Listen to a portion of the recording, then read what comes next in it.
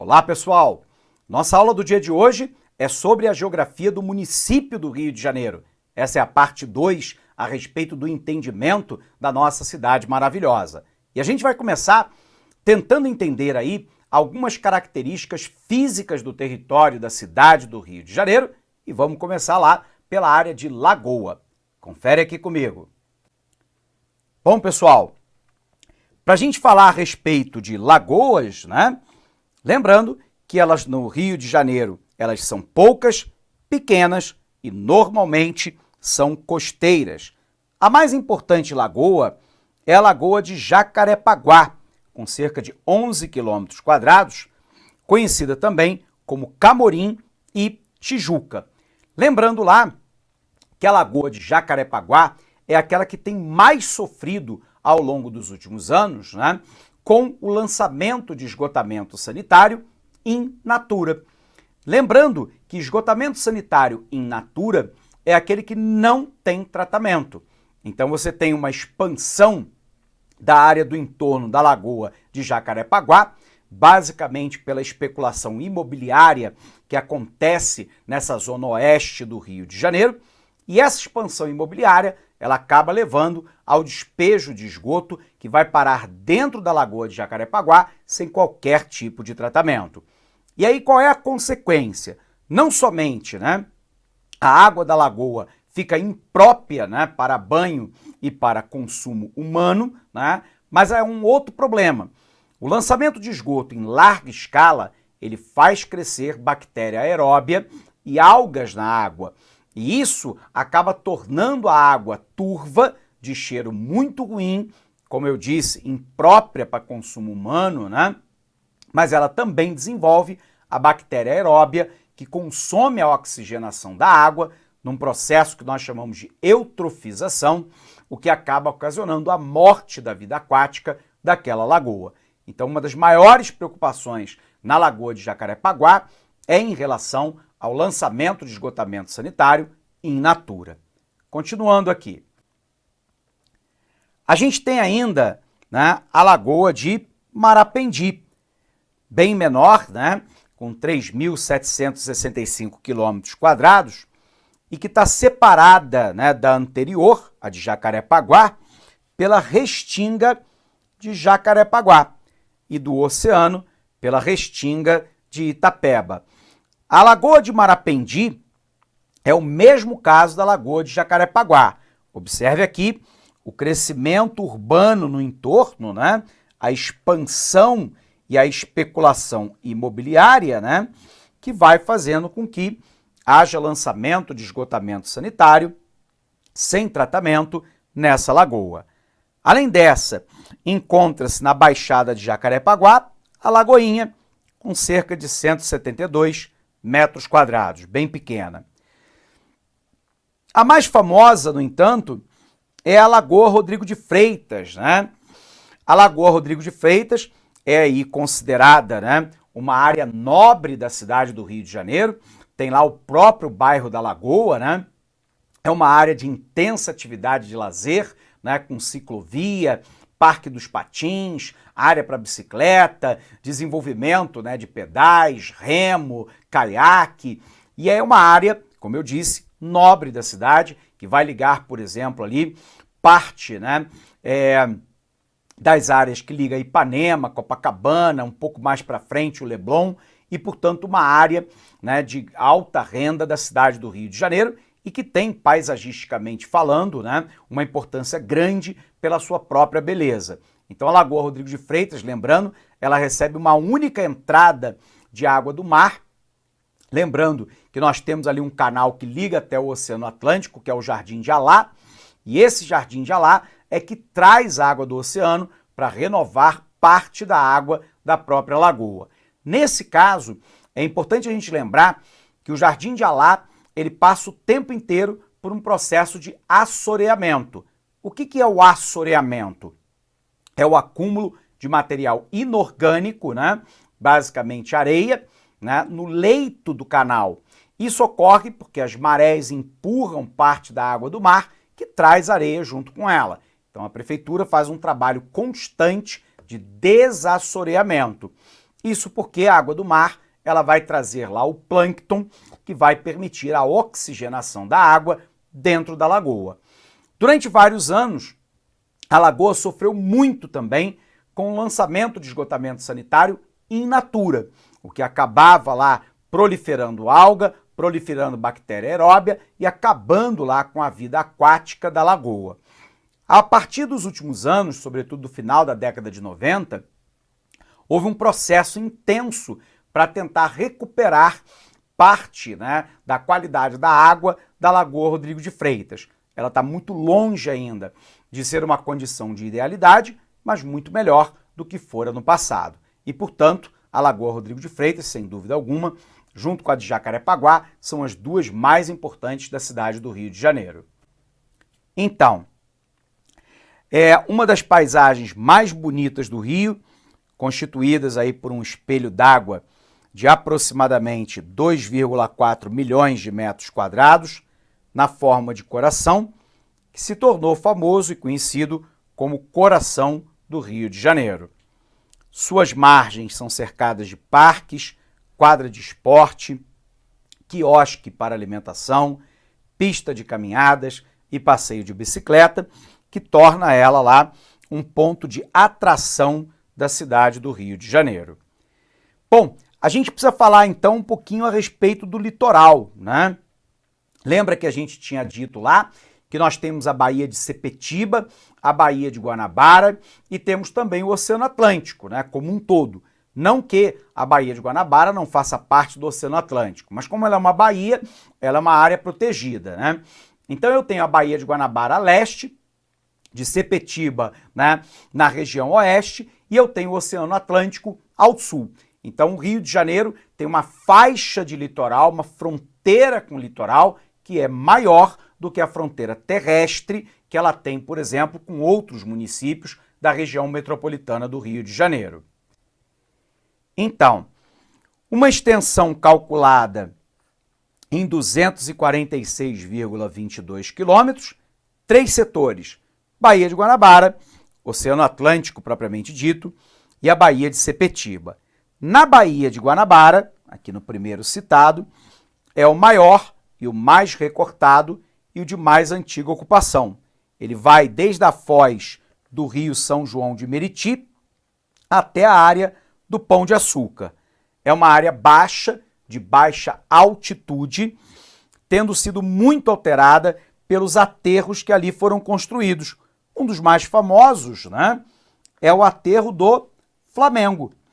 Lembrando que toda aquela área litorânea ali do Flamengo, onde funciona boa parte das quadras poliesportivas e ciclovia, na verdade é uma área aterrada para permitir a ligação da área central da cidade com a zona sul, então criando um outro caminho, né? Numerosas ilhas enfeitam essa seção do litoral carioca. O segundo é o Oceano Atlântico, né? Lembrando, outros acidentes importantes são a Ponta do Caju e do Calabouço, ambas aumentadas por aterro. Algumas das praias mais importantes nesse trecho é a Praia de Ramos, Flamengo, Botafogo e da Urca. O segundo setor, né, é o Oceano Atlântico propriamente dito, né? Então ele vai desde o Pão de Açúcar até a Barra de Guaratiba, portanto indo da zona sul da cidade até o extremo da zona oeste. A costa ali é mais alta, cercado pelo maciço da Tijuca e da Pedra Branca, que vão se aproximar do litoral. Ali no Leblon, inclusive, nós temos uma área muito próxima daquilo que a gente classifica como escarpa, né? Que é um paredão rochoso encontrando diretamente o mar, tudo bem? Torna-se retilínea nas regiões planas da cidade, onde tem belas praias de restingas, e é recortada junto às regiões montanhosas. Do Leblon em direção ao leste, a faixa litorânea é mais densamente ocupada pela população urbana. Para o oeste, ela é mais explorada como turismo e lazer, a área da Barra da Tijuca, por exemplo, e Recreio dos Bandeirantes. Contudo, a ocupação humana dessa área vem sofrendo um forte acréscimo nos últimos anos, né? Então a área da Barra da Tijuca é uma área de expansão imobiliária intensa, com shopping center, com centro comercial, com pistas, né, que vão ligar a Zona Sul até a Zona Oeste, o extremo da Zona Oeste, lá em Pedra de Guaratiba. Você tem uma exploração de hotéis de luxo, de resorts, de uma série de atividades econômicas, e isso acaba criando um adensamento populacional, cria problemas na área de trânsito comuns em direção à Barra da Tijuca, né, no Rio de Janeiro, e é um desafio, né, sob o ponto de vista ambiental, tentar dar alguma diretriz para esse crescimento imobiliário que não seja, né, em detrimento da área de Restinga, da área, né, litorânea ou ainda da área de proteção, né, de lagoas que existem nessa área. Bacana? Continuando aqui. As atrações turísticas propiciam a concentração de hotéis de alta categoria nesse trecho da cidade. Destaca-se no litoral oceânico duas praias. A primeira pela sua extensão, né, de 18 quilômetros ao longo da Avenida Sernambetiba, desde o pier da Barra da Tijuca até o Recreio dos Bandeirantes, e, obviamente, Copacabana, né? 4,15 quilômetros pela beleza de fama internacional. O terceiro setor, né, vai pegar lá a área, né, da Baía de Sernambetiba, né, que vai da Barra de Guaratiba até a foz do Rio Guandu, né? É uma área pouco recortada, em um único acidente importante, que é a Restinga da Marambaia, né? Nele, 3 praias importantes: Sepetiba, Pedra de Guaratiba e Barra de Guaratiba. Então, 3 áreas importantes, né? Baía da Guanabara, Baía de Sernambetiba e a área do Oceano Atlântico, propriamente dito. A ocupação nesse trecho da Zona Oeste, ele é menos densa, não só por causa da distância que a separa do centro da cidade, como também porque apresenta grandes áreas pantanosas, coberta de manguezais, e é uma área tradicional de colônia de pesca. Um problema que começa a preocupar gravemente a cidade do Rio de Janeiro é a segurança pública nessa área, porque essa área de Pedra de Guaratiba, ela acabou se tornando uma área importante de desenvolvimento de milícia, né? A milícia, vamos lembrar, são grupos paramilitares que, abre aspas, né, cobram segurança de parte dos comerciantes e da população, normalmente controlam, né, a venda ilegal de pontos, né, de telefone e de TV a cabo, o famoso no Rio de Janeiro GatoNet. Por um outro lado, controla o serviço de van, que liga a Zona Oeste até a área central da cidade e entre os próprios bairros da Zona Oeste, controla muitas vezes a venda de água, a venda de gás, né, cobra muitas vezes pedágio, faz expansão imobiliária ilegal, inclusive em área de Restinga, e, portanto, um dos maiores problemas dessa área é o desenvolvimento e a ampliação das milícias. Lembrando que, segundo a Secretaria de Segurança Pública, né, as milícias hoje já controlam aproximadamente 97 áreas da cidade do Rio de Janeiro. Vamos falar um pouquinho das ilhas, né? Dos 1.255,3 quilômetros quadrados do Rio de Janeiro, 37 quilômetros corresponde às ilhas. A grande maioria fica lá na Baía de Guanabara, mas há também as que ficam na costa atlântica e na Baía de Sepetiba. As principais ilhas da Baía de Guanabara são lá a ilha de Villeganhon, né?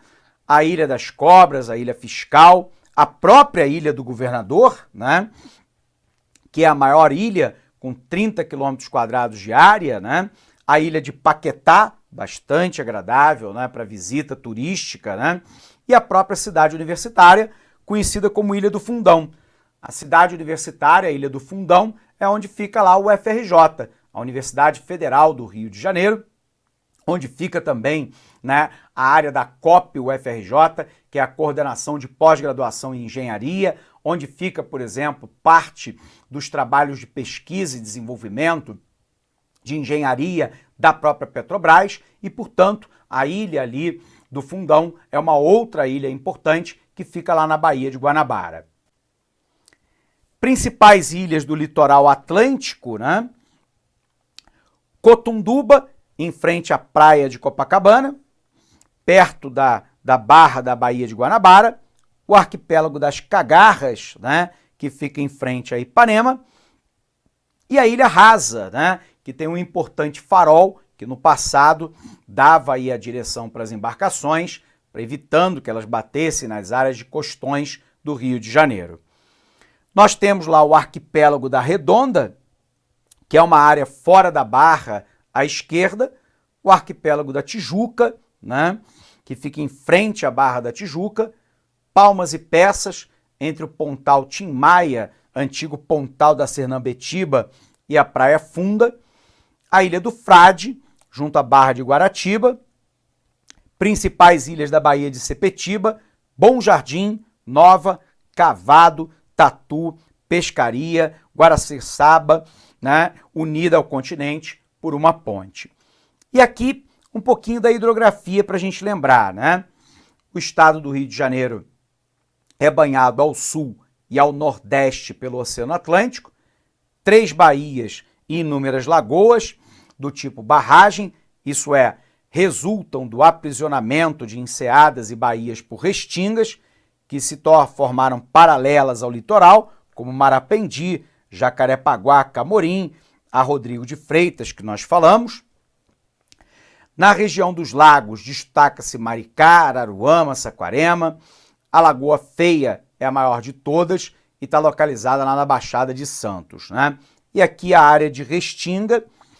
As lagoas enfrentam impactos ambientais severos, que nós citamos inclusive em aula anterior, decorrente do processo de urbanização e exploração turística.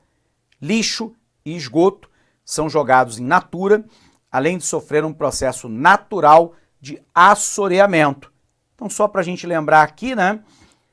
Quando a gente fala de assoreamento,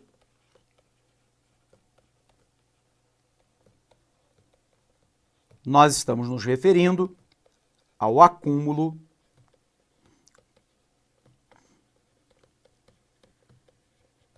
de material inorgânico. Um exemplo de material inorgânico: areia,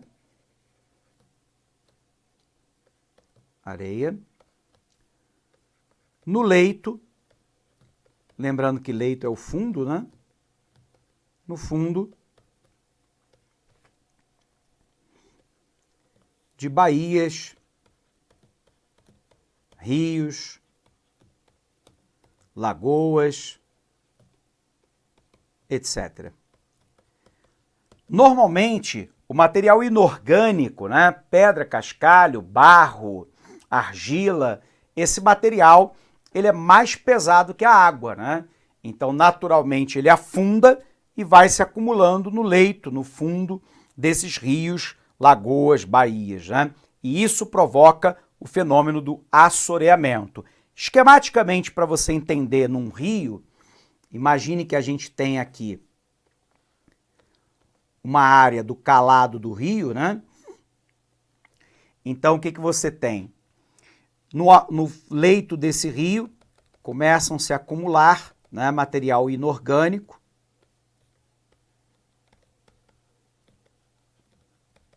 Esse material inorgânico, como falávamos, né,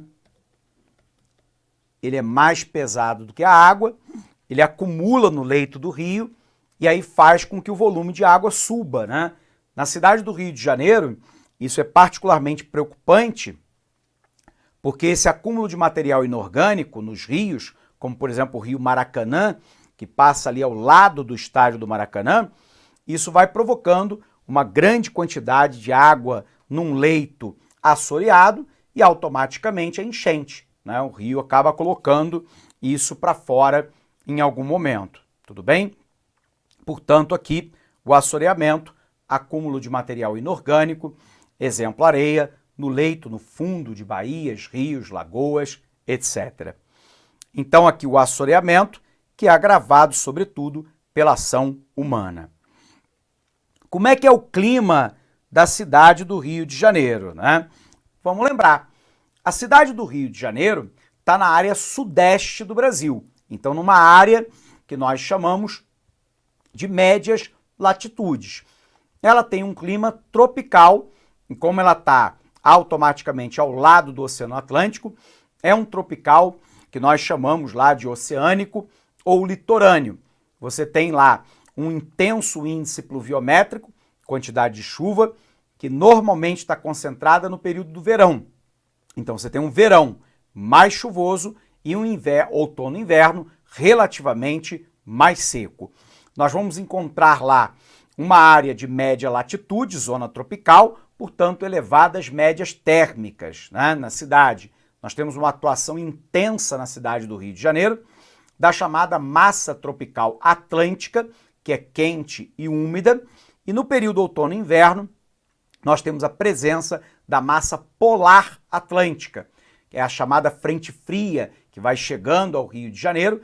Essa massa é uma massa fria e úmida e provoca queda de temperatura na cidade. Então a cidade do Rio de Janeiro tem elevadas médias térmicas, pouca amplitude térmica anual, que é aquela diferença entre a maior e a menor temperatura observada ao longo do ano, elevado índice pluviométrico, porém muito concentrado no período do verão. Então eu tenho um verão chuvoso e um inverno relativamente seco, a atuação de duas grandes massas de ar, né?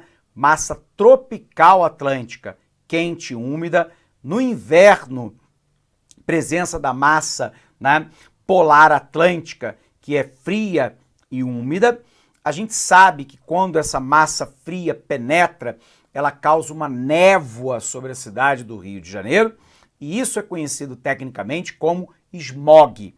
Esse smog, que é aquela névoa sobre a cidade, muitas vezes dificulta a navegação aérea, e é por isso que às vezes o aeroporto Santos Dumont, que fica em frente, né, ao Pão de Açúcar, por vezes tem lá, né, pouso e decolagem que está sendo bloqueada durante um determinado período de tempo. Os aviões são deslocados, então, para o aeroporto Tom Jobim, na Ilha do Governador, porque ali tem uma condição eventual de insegurança, né, porque a névoa é muito forte, esse smog, também chamado às vezes de fog, né, ele é muito intenso e ele dificulta, portanto, o piloto de arremeter lá e ver a pista para poder fazer um pouso com segurança. Beleza? Então vem para cá. Nós sabemos que o clima da cidade do Rio de Janeiro é do tipo tropical, quente e úmido, com variação local dependendo da altitude, né? Vegetação e proximidade do oceano, temperatura média anual em torno de 22 graus centígrados, com médias diárias que variam de 30 até 32 no verão, na média, com chuvas de 1.200 a 1.800 milímetros anuais. Nos 4 meses chamados do alto verão, que vai lá de dezembro até março, os dias são muito quentes, sempre seguidos de tardes luminosas, quando em geral caem fortes chuvas e rápidas, trazendo uma noite mais fresca e estrelada. Essa chuva que cai forte e rápida é pelo processo de evapotranspiração. Calor muito intenso durante o dia provoca a evaporação das fontes de água e a transpiração dos seres vivos. Essa evapotranspiração acaba aumentando a umidade relativa do ar, que é a quantidade de água presente na atmosfera. Com uma umidade relativa do ar mais alta, eu tenho a formação de nuvens. E essas nuvens, quando carregadas, precipitam. Então vem as chuvas torrenciais no final do dia, que normalmente criam um transtorno danado da cidade, com bolsões de água, eventualmente com enchentes, desabamentos de encostas, dificuldades no trânsito, deslocamento populacional dificultado e por aí vai. Legal? Então, nós temos aí a área dos problemas urbanos da cidade do Rio de Janeiro, né? Ao mesmo tempo que as cidades são locais, onde irradiam progressos tecnológicos e bem-estar social, elas necessitam de vigilância e de uma gestão permanente, pois existem soluções imediatas para problemas que surgem o tempo inteiro. Os problemas urbanos da cidade do Rio de Janeiro são dos mais diversos, né? O primeiro é a poluição, né? Do ar, solo, água e sonoro. Poluição do ar, basicamente advinda aí do transporte urbano baseado no modal rodoviário, que queima hidrocarboneto fóssil, né? Gasolina, óleo diesel, querosene de aviação. Do solo, pelo lançamento de esgotamento sanitário in natura, que é o mesmo que acontece com a água, e lixo urbano não tratado, né? E além da poluição sonora, provocada pelos veículos, né, se deslocando. Nós temos um problema com enchente, porque você está numa imensa área de planície, que muitas vezes ocupou a área de várzea, que é a área tradicional de alagamento dos rios, engarrafamento gigantesco. A cidade do Rio de Janeiro apresenta um trânsito que, em geral, segundo o IBGE, é pior do que a cidade de São Paulo. Um gravíssimo problema de violência urbana. Você tem a cidade basicamente sitiada por grupos de milicianos e narcotraficantes. Você tem uma taxa de desemprego hoje considerada muito alta, o que acaba resvalando, né, no número de moradores de rua na cidade do Rio de Janeiro. Um custo de vida muito alto, sobretudo de aquisição da casa própria, né, e de moradia. Uma forte desigualdade social entre grupos mais abastados, né, da sociedade e os mais pobres. Locais inadequados para moradia, onde a população mais pobre vai sendo empurrada para a área de encostas ou margem de rio ou margem de rodovia. Saúde e educação são dois graves problemas da cidade do Rio de Janeiro. E a infraestrutura como um todo, né? Então a cidade do Rio de Janeiro é uma grande metrópole nacional que, de certa forma, potencializa os problemas da ausência de um planejamento urbano e de uma atuação do poder do Estado na solução desses problemas, né? Favelização, periferização da força de trabalho, onde a população mais pobre vai sendo empurrada para a periferia, um trânsito caótico, ainda muito baseado no modal rodoviário, que é um modal inadequado, né? Por um outro lado, índices elevados de poluição atmosférica provocado pela circulação basicamente desses automóveis, indicadores de violência muito elevados. Nós temos inúmeras comunidades no Rio de Janeiro dominadas pelo narcotráfico e por grupos de milicianos, um sistema de saúde em processo falimentar há muito tempo, um sistema educacional público, tanto da prefeitura quanto do governo do estado, de qualidade muito duvidosa na imensa maioria das escolas, problemas de manutenção urbana, né, como pavimentação, iluminação pública, telefonia, sinalização horizontal e vertical, presença de calçadas, drenagem adequada das águas pluviais, esgotamento sanitário e por aí vai, um grave problema de moradia. Portanto, a cidade do Rio de Janeiro, ela também canaliza para si boa parte dos problemas de um país subdesenvolvido como o Brasil, na qual nós não temos investimentos em volume, né, suficiente nas áreas consideradas essenciais para o equacionamento de boa parte dos problemas urbanos. Então, voltando aqui, saúde, educação, problema lá de infraestrutura, como transporte público, coleta de lixo, abastecimento de água, são alguns dos problemas mais candentes aí da cidade do Rio de Janeiro. Bacana? Bom, pessoal, terminamos então essa aula por aqui. Eu quero desejar para você, como sempre, né, aquele fortíssimo abraço e o desejo de bons estudos.